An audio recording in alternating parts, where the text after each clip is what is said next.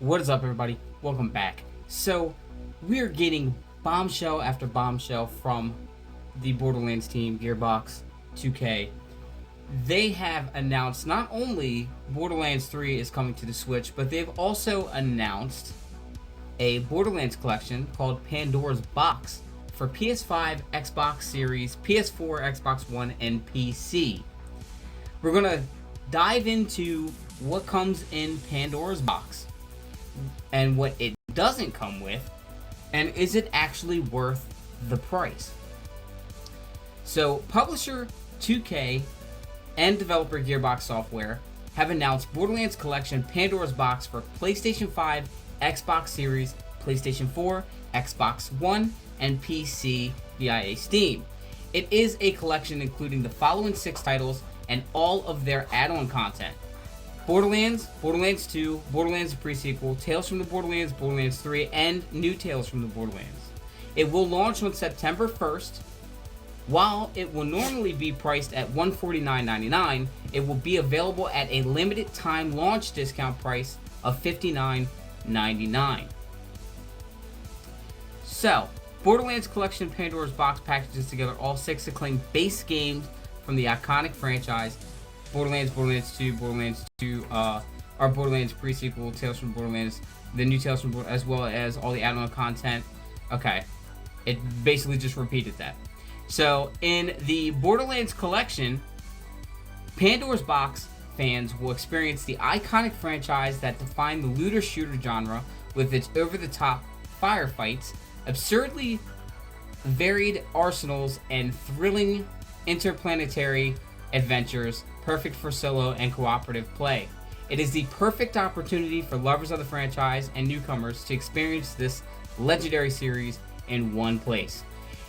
If you already own one or more of these titles, so if you own it on Xbox, if you already own a digital copy of any Borderlands game within the Borderlands collection, Pandora's Box on Xbox Series X or Xbox One, and want to complete your collection, the Microsoft Store automatically entitles you to a special $30 price on this bundle. On Steam, if you already own a digital copy of any Borderlands game within the Borderlands Collection Pandora's Box on Steam, you will only pay for the content you don't already own. This will be reflected on the Steam Store page for Borderlands Collection Pandora's Box. PlayStation, if you already own a digital or physical copy of Borderlands Game of the Year Edition or Borderlands The Handsome Collection for PlayStation 4, or a digital or physical copy of Borderlands 3 on PlayStation 5 or PlayStation 4, and once you complete your collection, you can access a special $30 upgrade offer on Borderlands Collection Pandora's Box by launching one of these titles and following the in-game instructions. Now, what this does not come with is Tiny Tina's Wonderlands. If you go down to some comments, they actually mention it. Like some people say they forgot Tiny Tina's Wonderlands, and some people say Tiny Tina's Wonderlands bombed. I don't think so. I think New Tales, out of all of them, is probably the one that bombed. I was still okay with New Tales from Borderlands, but you know, that's just my, like, I judge games by how fun they are. And yes, of course, New Tales wasn't like the best title out there to play. It wasn't that horrible either. So I can at least say that they made a game that's worth playing at least once. But Tiny Tina's Wonderlands is a game that I feel like they really should have put into this package. But it also is a title that isn't technically a Borderlands title, although it is all of the ingredients that makes a Borderlands game. Tiny Tina's Wonderlands is its own series in itself. It's a series within a series. It takes place in Bunkers and Badasses, which is a board game. It's the D&D of Borderlands. So it kind of makes sense that they want to keep all the Borderlands games together and Wonderlands a little bit separately. But that is a title I think that people would have really liked to get in this bundle itself. Now also, they did announce Borderlands 3 is coming to the Nintendo Switch.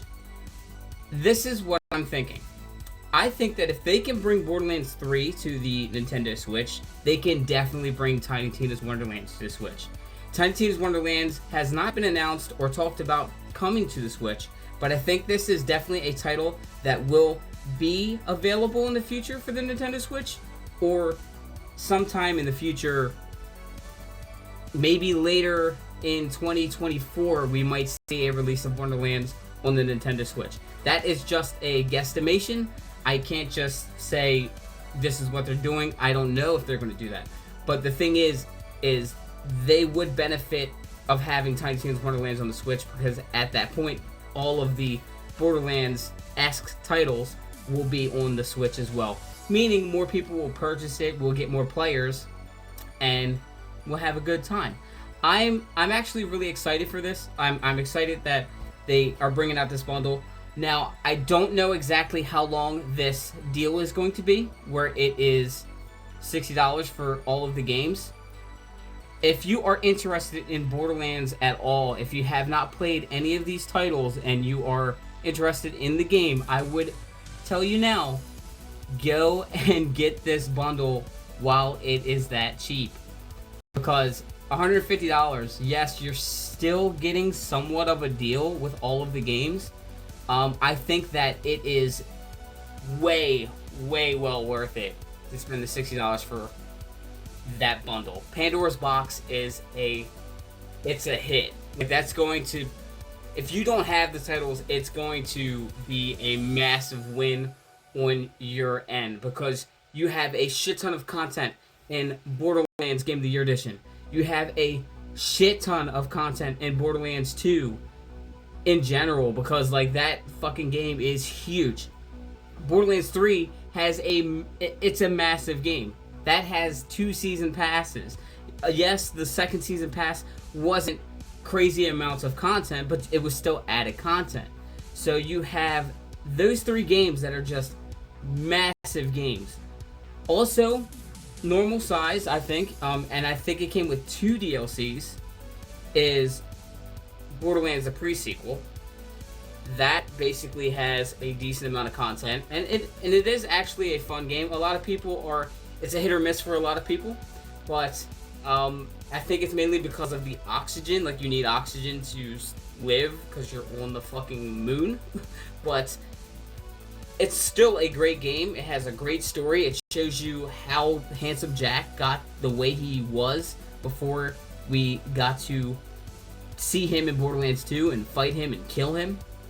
And it's a really big story-driven part of Borderlands. So having those 4 titles, that's a shit ton of content. Like, that's a massive amount of content. You can't go wrong there.